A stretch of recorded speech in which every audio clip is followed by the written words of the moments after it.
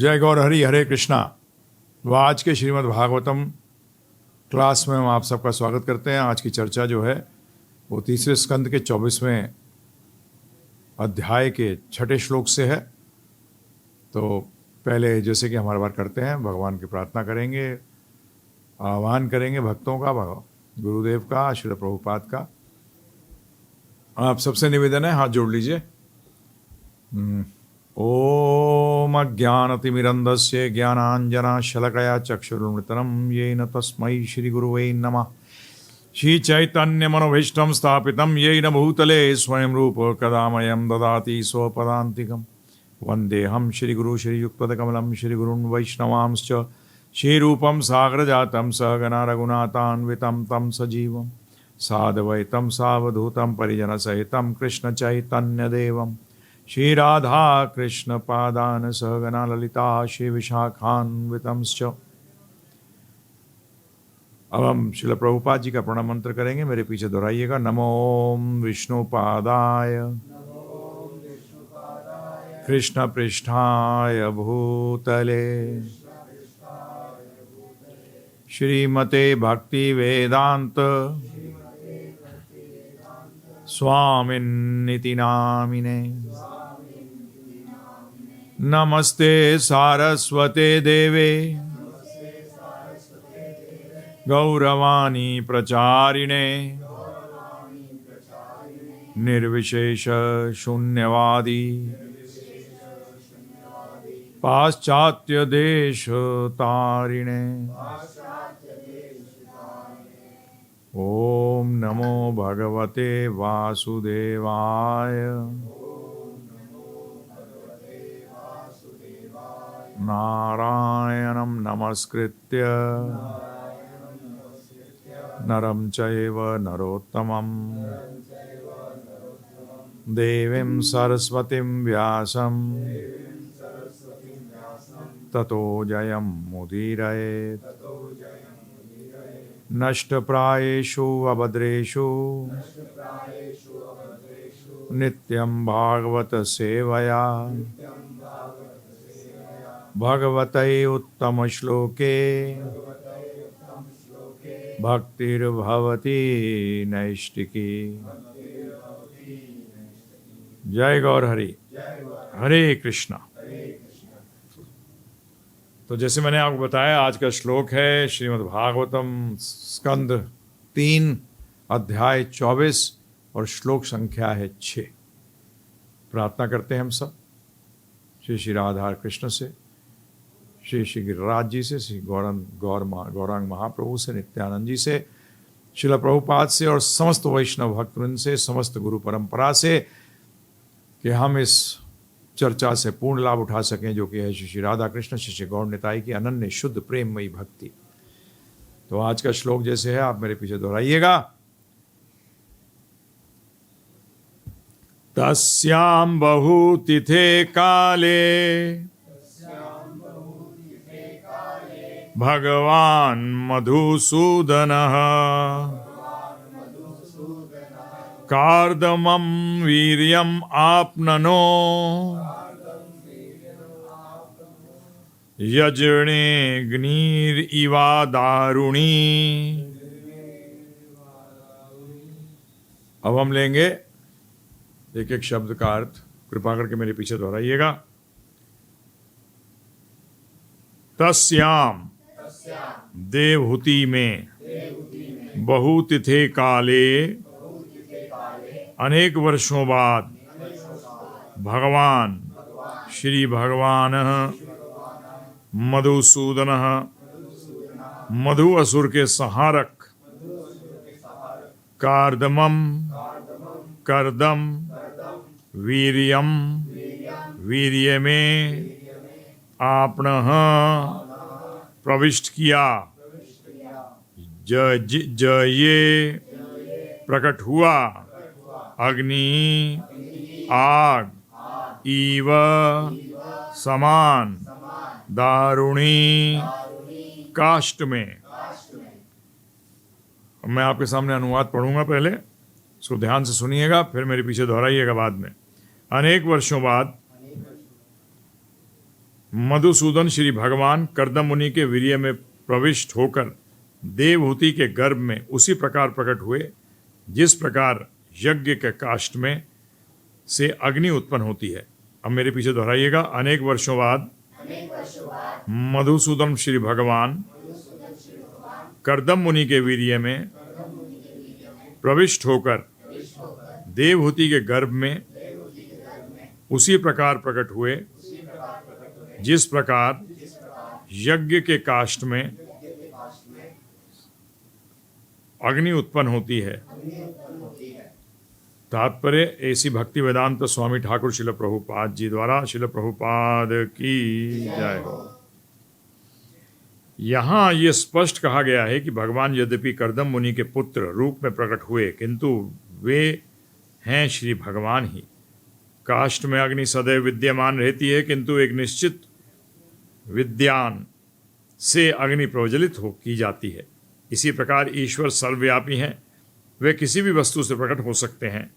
वे अपने भक्त के वीर्य से प्रकट हुए। जिस प्रकार सामान्य जीवात्मा किसी जीवात्मा के वीर्य का आश्रय लेकर जन्म ग्रहण करता है उसी प्रकार भगवान अपने भक्तों के वीर्य में स्थित होकर उसके पुत्र रूप में अवतार लेते हैं। इससे उनकी परम स्वतंत्रता प्रकट होती है। इससे यह कदापि लक्षित नहीं होता कि वह किसी के गर्भ से सामान्य जीवात्मा की तरह जन्म लेते हैं। भगवान नरसिंह हिरण्याकशिपु के महल के खंभे से प्रकट हुए। भगवान वराह ब्रह्मा जी के नथुनों से अर्थात नाक से उत्पन्न हुए और श्री कपिल कर्दम के वीर्य से उत्पन्न हुए। इससे ये नहीं समझा लेना चाहिए कि भगवान के प्राकट्य का सूत्र खंबा नाक या वीर्य है। भगवान ही होते हैं। भगवान मधुसूदनः वे सभी प्रकार के असुरों का वध करने वाले हैं और यदि किसी भक्त के पुत्र रूप में प्रकट भी होते हैं तो भी भगवान ही बने रहते हैं। कर्दम शब्द महत्वपूर्ण है क्योंकि ये बताता है कि कर्दम तथा देवहूति की सेवा से उनका प्रेम था, किंतु हमें ये समझने की भूल नहीं करनी चाहिए कि वे सामान्य जीवात्मा की तरह कर्दम मुनि के वीर्य तथा देवहूति के गर्भ से उत्पन्न हुए थे। तो यहाँ जैसे कि अनुवाद में और तात्पर्य के अंदर श्रील प्रभुपाद जी हमें बता रहे हैं कि भगवान कपिल कैसे अवतरित हुए, कैसे आए। जैसे नरसिंह देव जी कैसे आए, खंबे से। वराह जी कहां से आए, ब्रह्मा के नाक से। और कपिल जी के रूप में कैसे आए, कर्दम जी के वीर्य से आए। यहां प्रभुपाद जी बड़े स्पष्ट रूप में बता रहे हैं कि भगवान जैसे चाहे वैसे अवतार ले सकते हैं, जैसे चाहे, वो स्वतंत्र हैं, वो हमारी तरह नहीं है। क्योंकि यहां प्रभुपाद बता रहे हैं तात्पर्य के अंदर कि वह कपिल देव के रूप में आए, परंतु कैसे आए। भगवान कोई ना कोई तरीका तो यूज करते हैं, कोई ना कोई, जिसे हम कहते हैं व्हीकल। जैसे आप कहीं जाते हैं तो कोई ना कोई चीज़ तो यूज करते हैं। कई बार कहते हैं ना 11 नंबर की बस, उसका मतलब 2 पैरों से, है ना जी। कोई ना कोई तो आपको ट्रांसपोर्ट करने का मीडियम लेना ही पड़ता है। इसी तरह से भगवान भक्तों पे कृपा करते हैं।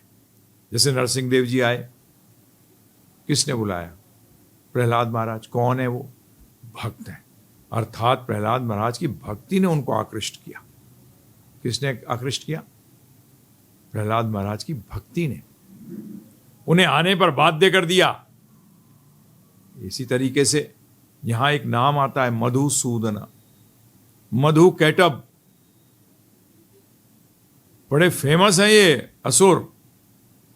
इन्होंने किया क्या था, शास्त्र बताते हैं मधु जो है वो तमोगुण से ज्यादा अधिक प्रभावित थे और कैटब रजोगुण से। तो क्या किया था मधु कैटब ने, असुर करता क्या है। मधु कैटब से ये समझ आता है हमें। यहां यूज किया गया ना वर्ड मधुसूदना। मधुसूदन का मतलब मारा, उन्होंने मधु नामक असुर का वध किया। तो असुर ने किया क्या? असुर जो थे वेद और शास्त्रों को लेकर भाग गए ब्रह्मा जी के वहां से। तो उसका मतलब सोचिए, विचार करिए कि क्या करता है असुर, हैं जी? असुर पहला काम क्या करता है कि वो वेद और शास्त्रों में को हटाता है। हटाना कैसे हटाता है? सोचिए आप। कैसे? अच्छा, किताबें ले जाते हैं? नहीं नहीं, किताबें तो और भी छप जाएंगी आज की तारीख में। तो क्या करता है वो? कैसे समझें इस बात को? वो हमारी श्रद्धा जो है वो वेदों में से हटा देता है, बस। तो उसका मतलब किताब है भी तो बेकार है। आज के असुर किस तरीके से हैं? मधु कैटअप ने तो क्या किया था? पूरा ग्रंथ ही उठा के ले गए थे। पूरा ग्रंथ ही उठा के ले गए थे, जिसके कारण कि आगे परंपरा ही ना बन पाए। परंतु आज क्या हो रहा है? आज के परिप्रेक्ष्य में क्या हो रहा है? आज हमारा मन हमारा दुश्मन बना हुआ है, असुर है। दुश्मन का मतलब क्या है? असुर है। वो हमें श्रद्धा ही पैदा नहीं होना देता शास्त्रों के प्रति, अर्थात भगवान के शब्दों के प्रति। एक बहुत बड़ी प्रॉब्लम है। क्या करता है मन? आप लोग भगवद गीता में पढ़ते जरूर हैं कि मन सबसे बड़ा दुश्मन है। तो दुश्मन करता क्या है? सोचा, कभी विचार किया, कभी जानने की कोशिश करी? अरे दुश्मन का एक ही काम है। असली दुश्मन कौन है? जो आपको भगवान से अलग कर दे, अर्थात भगवान में जो श्रद्धा है उससे आपको अलग ले जाए। तो फिर आप ही सोचिए, विचार करिए। तो मित्र क्या हुआ? मन जब मित्र बन जाता है तो क्या करता है? तो आपको भगवान के वाक्यों में, भगवान की आज्ञा में, वेदों में आपकी श्रद्धा उत्पन्न करता है। वो आपको दूर नहीं ले जाता। तो आज मैंने आपको बताया तो क्या किया भगवान ने? भगवान ने हयग्रीव के रूप के अंदर मधुसूदनों दोनों उन्होंने भगवान हयग्रीव ने मधु और कैटअप को मारकर वेदों को वापस स्थापित किया। भगवान ने किया। तो भगवान के भक्तों का भी क्या काम है? हमारा क्या काम है? हमारा काम भी यही है कि हम वेदों में आस्था जो लोगों की है, भगवद गीता में, श्रीमद् भागवतम में, भगवान श्री कृष्ण के वचनों में हम श्रद्धा वापस उत्पन्न करें। ये हमारा कार्य है। हर भक्त को यह कोशिश करनी चाहिए, क्योंकि भगवान इसीलिए आए। हम पढ़ते हैं गीता के अंदर, धर्म स्थापनार्थाय संभवामि युगे युगे। धर्म की स्थापना के लिए आते हैं, बार बार आते हैं, यही एक कार्य करने के लिए। तो भक्त का भी एक ही कार्य है, अपने स्वामी जो कार्य पूरा करना चाहते हैं उसी में सहयोग करें। सही बात है, गलत बात है? बताइए। दास का काम क्या है? कि स्वामी कुछ करे और दास कुछ करे? नहीं। दास का कार्य है कि वो अपने स्वामी की इच्छा पूरी करे। तो स्वामी की इच्छा क्या है? कि वो धर्म की स्थापना करें। तो उन्होंने क्या किया? मधुसूदन हयग्रीव जी, भगवान हयग्रीव आए और उन्होंने मधु और कैटअप को मारा, और मारने के बाद वेदों को वापस स्थापित करा। तो हम लोगों का भी, सबका एक ही कार्य होना चाहिए कि हम अपने जीवन में जो तमो और रजोगुण है, इसको क्या करें? मारे, खत्म करें, और वापस अपने जीवन में भगवान श्री कृष्ण के प्रति पूर्ण श्रद्धा उत्पन्न करें। पूर्ण श्रद्धा।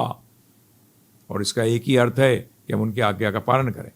क्योंकि अब इसमें भी यही जो दृष्टांत चल रहा है देवहूति पुत्र कपिल मुनि का, उसमें क्या है? कपिल मुनि क्यों आए? किस लिए आए थे? कपिल मुनि भी आए थे धर्म की स्थापना के लिए। निमित्त किसको बनाया? अपनी मां को, देवहूति को। परंतु कर्दम मुनि जी ने बताया, समझाया कि देवहूति तुम्हें भक्ति करनी पड़ेगी। जब तुम भक्ति करोगे तभी भगवान तुम्हारे गर्भ में आएंगे, तभी तुम उनकी मां बनोगी। ध्यान रखिएगा, इससे क्या सिद्ध हो रहा है? दो बात। कर्दम मुनि तो उसका मतलब थे ही भक्त, तो वो अपनी पत्नी को भी बोल रहे थे भक्ति करो। ये गृहस्थ आश्रम है, ये गृहस्थ आश्रम है। यहां गृहस्थ आश्रम भी क्या है वो बता रहे हैं कर्दम मुनि कि हमें क्या, हमारे विचार क्या होने चाहिए, हमारी सोच क्या होनी चाहिए, एक गृहस्थ की सोच क्या होनी चाहिए कि ऐसा पुत्र मिले, ऐसा बच्चा मिले जो कि कृष्ण भक्त हो। ये होनी चाहिए हमारी इच्छा। उसको उसके लिए ट्रेनिंग दे। समझ में आया? परंतु ये शुरुआत कहां से होती है? सोच से। सोच से। कर्दम मुनि जी की सोच भक्तिमय थी, तो वो चाहते थे कि पत्नी भी भक्तिमय हो। कारण दूध शुद्ध है, आप लेने गए, परंतु पात्र जो है वो क्या है? कागज का है। दूध डालोगे रुकेगा? नहीं रुकेगा, क्योंकि वो पात्र सही नहीं है। तो यहां कर्दम मुनि जी क्या सिखा रहे हैं कि उन्होंने अपनी पत्नी को क्या आज्ञा दी कि क्या कहते हैं कि तपस्या कर, भक्ति कर, जिससे कि तू पात्र बन जाए।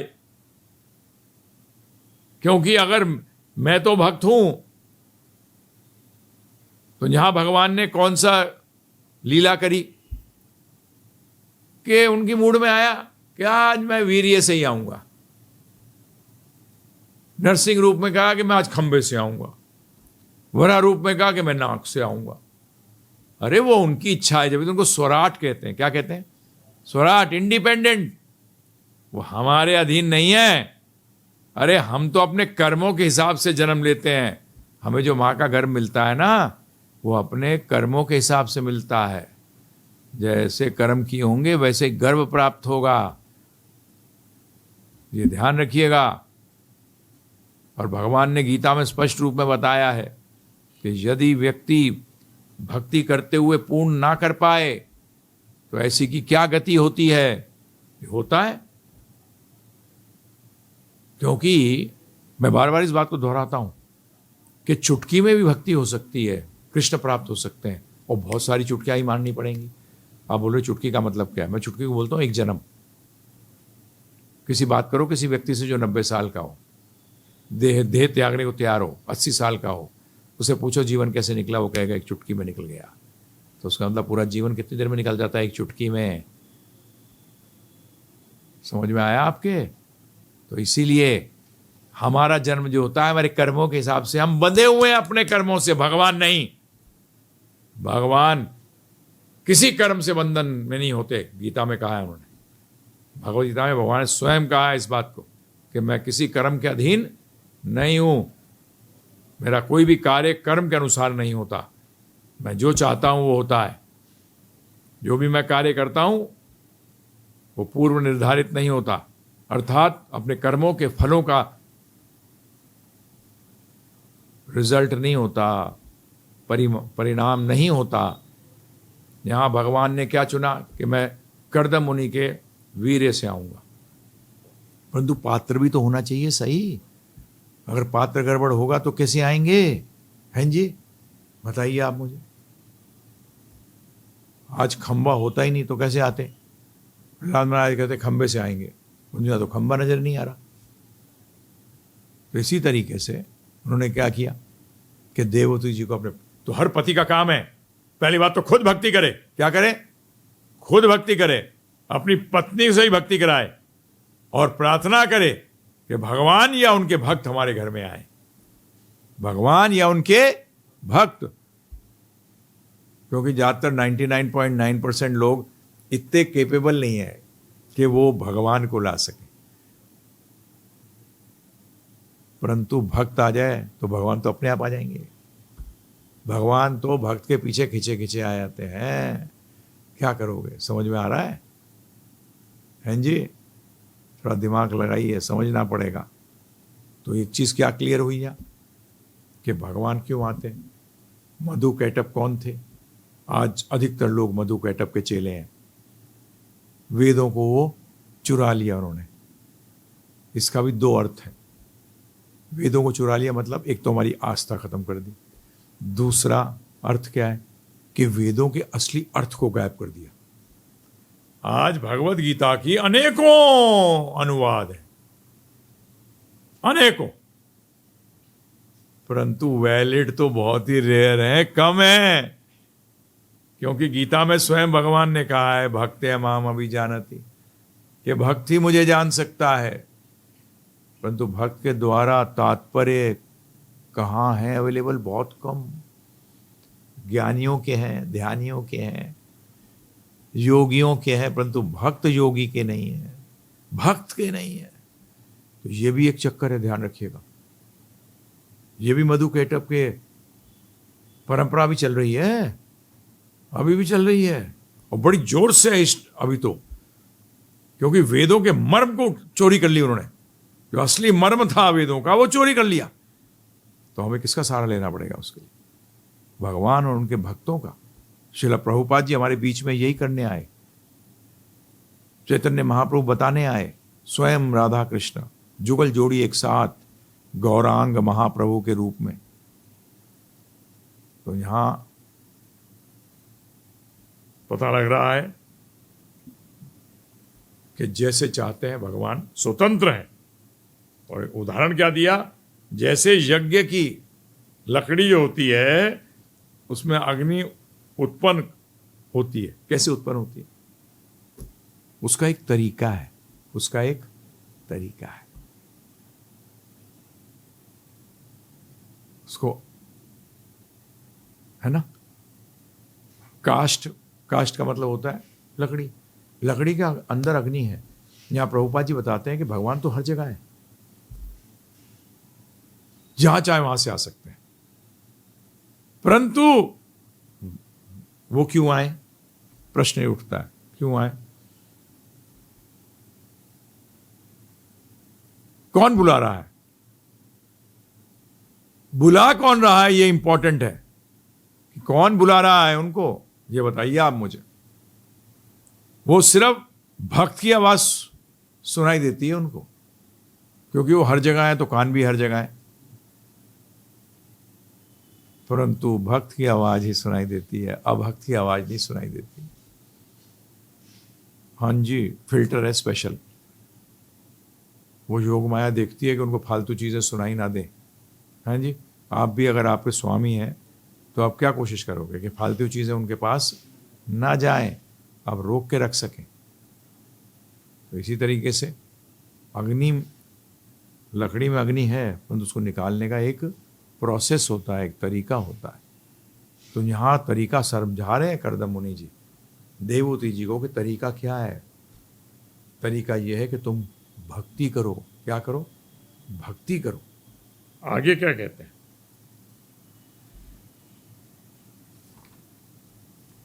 जैसे हमने एक चीज बता दिया आपको कि सामान्य जीव की तरह पैदा नहीं होते, क्योंकि सामान्य जीव अपने कर्मों से बंधा हुआ है, उसके कारण वो जन्म लेता है। भगवान इससे परे हैं। तो यहां प्रभुपाद जी एक बड़ी अच्छी बात कह रहे हैं तात्पर्य में, क्योंकि यह बताता है कि करदम तथा देवहूति की सेवा से उनका प्रेम था। देखो ध्यानपूर्वक सुनिएगा, तात्पर्य प्रभुपाद जी क्या बता रहे हैं कि किससे प्रेम था उनको? करदम मुनि और देवहूति जी की सेवा से, ना कि उनसे। क्योंकि सेवा ऐसी थी इसलिए उनको उन दोनों से ही प्रेम था। किसके कारण? सेवा के कारण। क्या समझ रहे हैं इससे आप? जब हम हरे कृष्णा महामंत्र करते हैं तो क्या मांगते हैं? सेवा। क्यों मांगते हैं? पता लग रहा है? जिससे कि हम सेवा करें और भगवान को आकर्षित करें। बगैर सेवा के भगवान आकर्षित नहीं होते। उसका कारण है, उसका कारण यह है कि आत्मा का स्वभाव सेवा है, कृष्ण सेवा। जीवरे स्वरूप होए कृष्ण रे नित्य दास। जीव का स्वरूप ही है कृष्ण का दास बनना। एक पागल व्यक्ति के पास भगवान क्यों आएंगे? आप ही नहीं जाओगे? हैं जी, जाओगे पागल के पास? नहीं जाओगे। तो अधिकतर लोग पागल हैं दुनिया में। आप कहोगे ऐसा क्यों कह रहे हो? क्योंकि वो भगवान की सेवा नहीं करते, इसलिए पागल है। पागल क्या करता है? जो उसको करना चाहिए वो नहीं कर रहा। बुरा लगेगा, क्या बोल रहे हैं गुरुजी। मैं नहीं बोल रहा, जहां बता रहे हैं ना, सेवा से आकर्षित होता हूं। सेवा दो ही होती हैं, या तो कृष्ण सेवा या माया सेवा। प्रभुपाद जी कहते थे या तो कृष्णदास हो या मायादास हो। मायादास हो तो कभी ऊपर होगे कभी नीचे होगे, ऐसे घूमते रहोगे ऊपर नीचे बॉल की तरह। समझ में आया आप? तो हमें सब क्या मिल रहा है यहाँ इस पर्टिकुलर लाइन से? किंतु हमें यह समझने की भूल नहीं करनी चाहिए कि वे सामान्य जीवात्मा की तरह कर्दम मुनि के वीर्य तथा देवहूति के गर्भ से उत्पन्न हुए थे। सामान्य जीव सारे जो मनुष्य हैं, मैं मनुष्यों को लेकर चल रहा हूं क्योंकि दूसरे जीव भी हैं जो वीर्य से उत्पन्न होते हैं। जैसे कुत्ते हैं, ये भी वीर्य से उत्पन्न होते हैं। शेर है, ये भी वीर्य से उत्पन्न होता है। शास्त्रों में बताया गया है पसीने से उत्पन्न होते हैं। अलग अलग जीव अलग अलग तरीके से उत्पन्न होते हैं, अर्थात अलग अलग तरीके से उनको शरीर प्राप्त होता है। मनुष्य का वीर्य से। तो बेसिक फैक्ट यह है कि हमें यह नहीं समझना चाहिए कि भगवान भी उसी तरीके से पैदा हुए। अधिकतर 99.9% लोग जो हम पैदा हुए हम काम वासना से पैदा हुए। यहां कर्दम मुनि जी क्या बता रहे हैं देवहूति जी? वो बता रहे हैं भक्ति करो, और हमारा जो भोग भी होगा उसका भी बेसिक एम यही है कि भगवान कृष्ण का आवाहन करना, उनको बुलाना। परंतु हम तो सब बाई चांस पैदा हुए हैं, सब के सब। तो इसीलिए यहां भगवान कह रहे हैं वो बाई चांस नहीं है, अपने कर्मों से आए, परंतु कोई डिजाइन से नहीं आए। हमने नहीं डिजाइन फैसला किया है, हमारे कर्मों ने फैसला किया है। परंतु भगवान फ्री है। और यहां बड़ा क्लियर है कि पुत्र के रूप में आए, परंतु फिर भी भगवान ही थे। क्या? हां जी, पुत्र के रूप में आए जरूर हैं, परंतु फिर भी वो कौन है? भगवान ही है। वो समस्त षड ऐश्वर्यों से पूर्ण है, समस्त ऐश्वर्यों से पूर्ण है। वो हर स्थिति में भगवान है।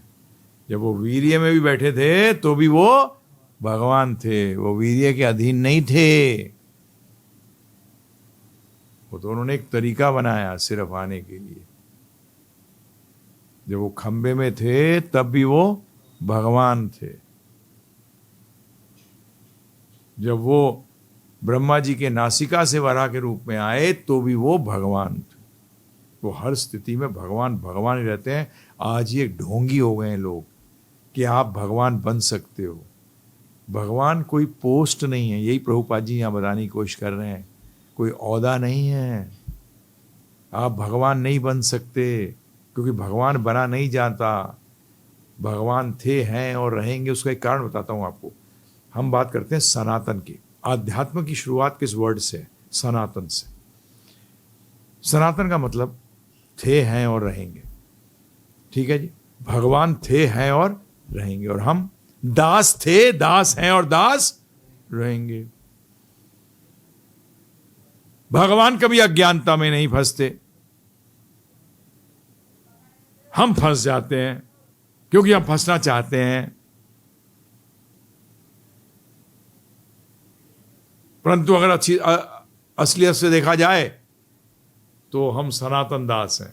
या तो कृष्ण के दास रहेंगे या मायादास रहेंगे। परंतु वो मायादास होना हमारी ओरिजिनल स्थिति नहीं है।